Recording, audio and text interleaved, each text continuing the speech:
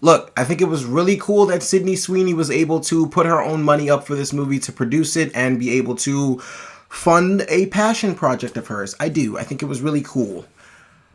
But I mean, I gotta be honest, man. Like, Sydney Sweeney, I need you to start funding more interesting projects, or truly just let's get your career in the right direction, because she showed very, very decent amounts of talent in this film.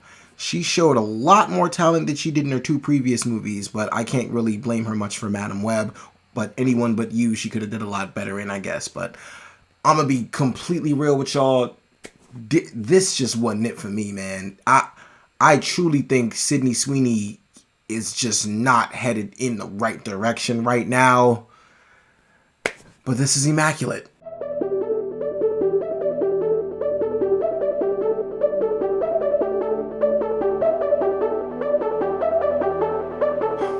Hey guys, it's your guy in the chair here, and look, this is my review for Immaculate, starring Sydney Sweeney. I believe his name is Alvaro Morte, Benedetta Porcaroli, Simona Tabasco, and it was directed by Michael Mohan. I'm so sorry, I didn't know anybody's name but Sydney Sweeney's. And basically, our story follows a young girl who decides to join I'm going to call it just the monastery or the church, or, join a bunch of nuns. And basically what happens is she ends up getting magically or mysteriously pregnant and ends up realizing that this blessing that everybody keeps calling it is honestly not that. And just a bunch of weird stuff starts happening, and she's trying to get the hell out of here and honestly figure out just what the heck is actually growing inside of her. That is the best way I'm going to describe that plot, just because if you've seen a movie where basically a woman is either pregnant and possessed, or the baby's possessed, or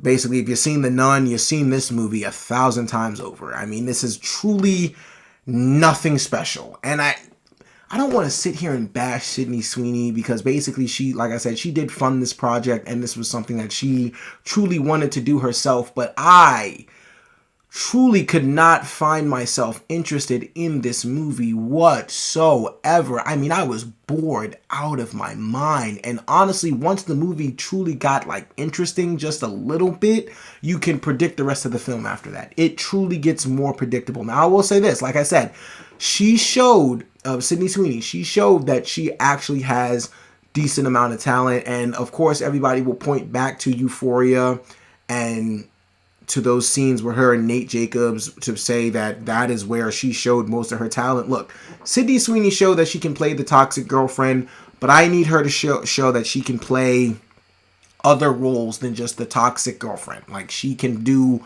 much more than that, and this movie gives her an opportunity to do so. It's just her performance can't save the rest of what this movie is, man. This movie for me just is not good enough just for her performance to truly backpack the rest of the crap that this movie is. This movie is full of cliches. It's predictable as hell. Honestly, I'm not even going to focus on the fact that the movie's truly not even that scary. It's because that's just subjective. That's when it comes to making a scary movie, it's there are so many elements that you can put in the movie that make it scary. It doesn't have to have jump scares. It could the environment itself can be scary, but it's just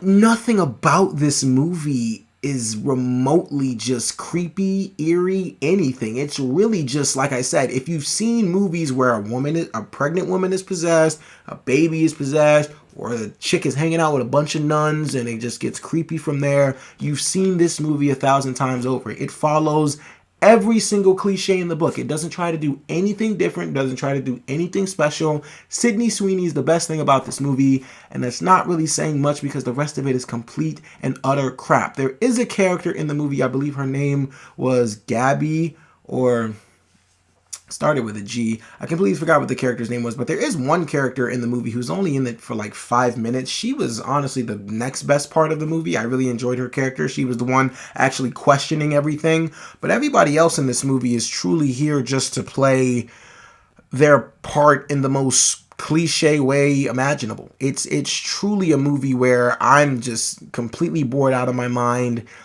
I'm trying to figure, before I even, I'm gonna be real with y'all, before I even found out that Sydney Sweeney funded this project, I was truly trying to figure out why her agent keeps giving her shit projects. Like I said, Madam Web, there are a million things wrong with that movie before you get to Sydney Sweeney. Although Sydney Sweeney's not that good in the movie, she's not really given good material at all to work with anyway. So Madam Web just has a million things wrong with that before you get to Sydney Sweeney. Anyone But You. Oh, while the writing in that movie was not the best, I don't believe that Sydney Sweeney really had comedic chops to play a rom-com role in that movie. She's really, in my opinion, best suited right now for the toxic girlfriend role because that is her best role to date. And like I said, she's doing very good in this movie. She does a good job in this movie and shows that she has the ability to act. I just need her to pick better projects. And even if you are funding those projects, let's get better cast and crew to help you out with your vision, because this just really wasn't it. There are some horrifying images, well, really just one towards the end that has to deal with the baby. But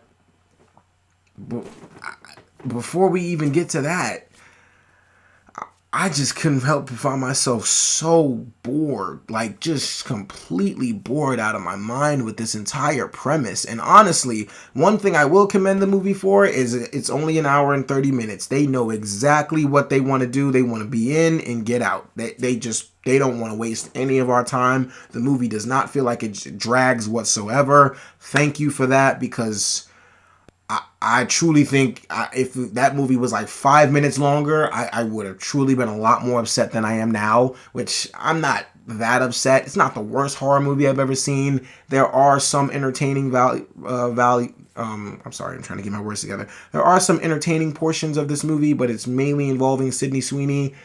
Anybody else that shows up in this movie other than her friend is honestly just really a pain to sit through, and truly just the most cliched version of these characters you can think of. And look, overall, Immaculate is not the movie that is going to put Sydney Sweeney out there. They are really trying to get her to become the star, and I think there's something there. I think this girl has some shred of talent. She definitely does. And Euphoria, at some point, is not going to be the example we can keep using. We cannot keep using Euphoria as an example for this girl's talent. She's going to have to show it in some other projects. I just think at this point, she needs to pick better projects. But for all those reasons and so many more, guys, I'm going to give Immaculate a 2 out of 5 stars. All right, so Immaculate, have you seen it? What did you think about it? Look, guys, thank you so much for watching. I really do appreciate it. Be sure to like, share, subscribe, all that good stuff, and so much more. Look, this is your guy in the chair. More content coming to you soon.